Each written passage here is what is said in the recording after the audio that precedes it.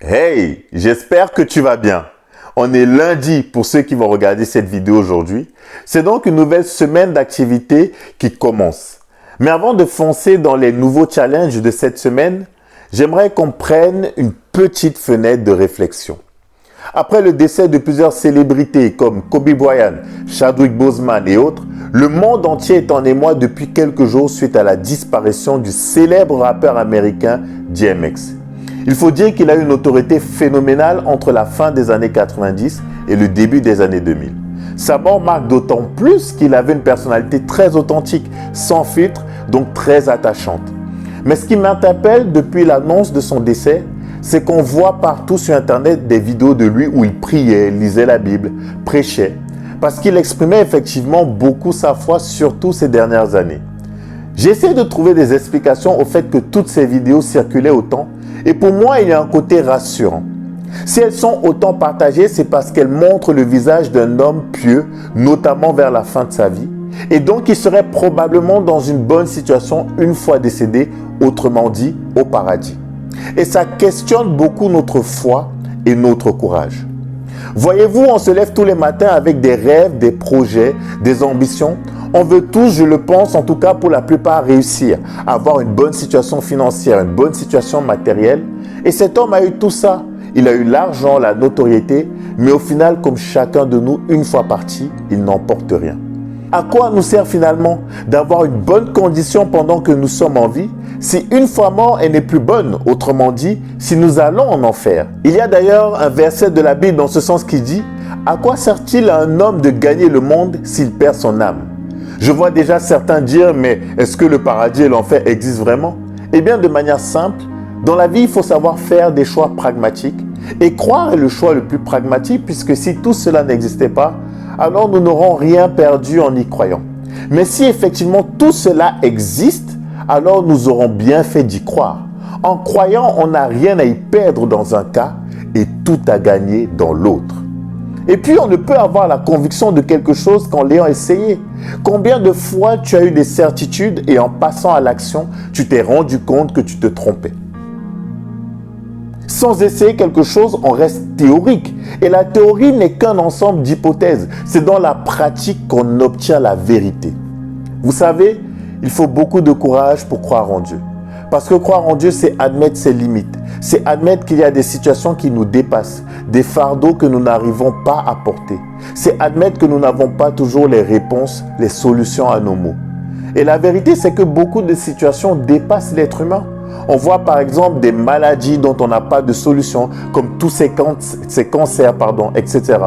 On voit tous que la science a ses limites. D'ailleurs, beaucoup de médecins vous diront qu'ils ont vu des guérisons qu'ils n'arrivaient pas à expliquer, qui n'avaient pas d'explication scientifique. Ça voudrait dire qu'il y a quelqu'un au-dessus de la science. D'ailleurs, la science nous montre, les scientifiques aujourd'hui sont dépassés depuis plus d'1 an maintenant par la Covid-19. Ce serait donc mieux de croire, de faire confiance aux hommes qui tous les jours ne savent pas quoi faire dans bien des situations que d'ailleurs souvent eux-mêmes ont provoquées, plutôt que de faire confiance à Dieu.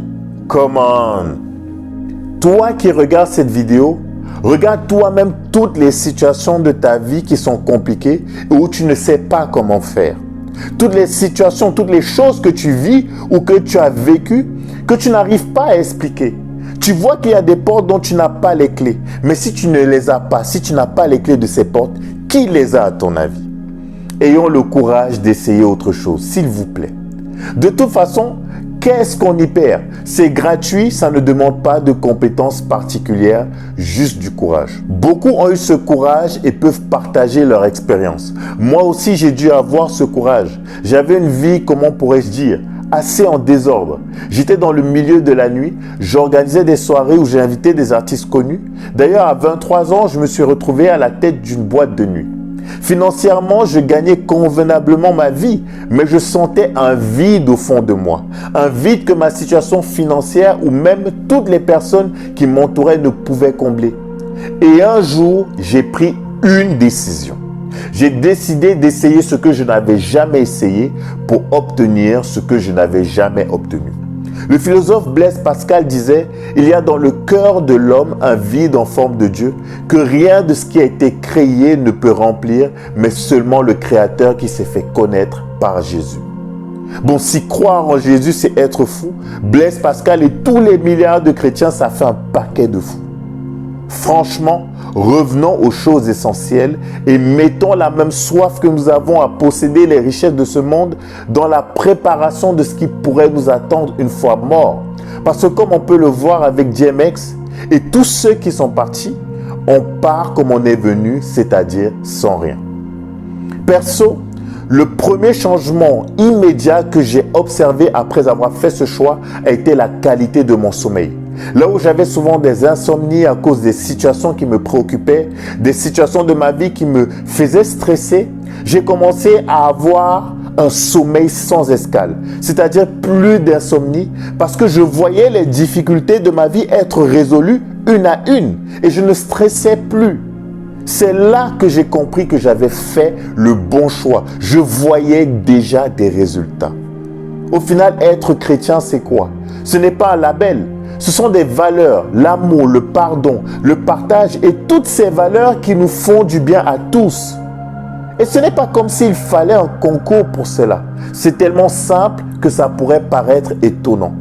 Pour faire ce choix, il suffit simplement de faire une prière sincère qui vient du cœur, peu importe où on se trouve, en disant « Jésus, je t'accepte comme mon Seigneur et Sauveur. Je te demande pardon pour tous mes péchés, toutes mes erreurs. Je décide aujourd'hui de faire alliance avec toi, de te laisser diriger ma vie. Amen. » Vous voyez, c'est simple. Ce qui compte, c'est que ça vienne du cœur. Au final, DMX est parti. Mais je pense que son entourage est fier qu'on retienne aussi l'homme de foi qu'il a été, qui n'hésitait pas à élever une prière à chaque fois qu'il en avait l'occasion, avec son intonation si particulière d'ailleurs. Allez, courage à tous dans vos challenges, que Dieu vous bénisse. On est ensemble.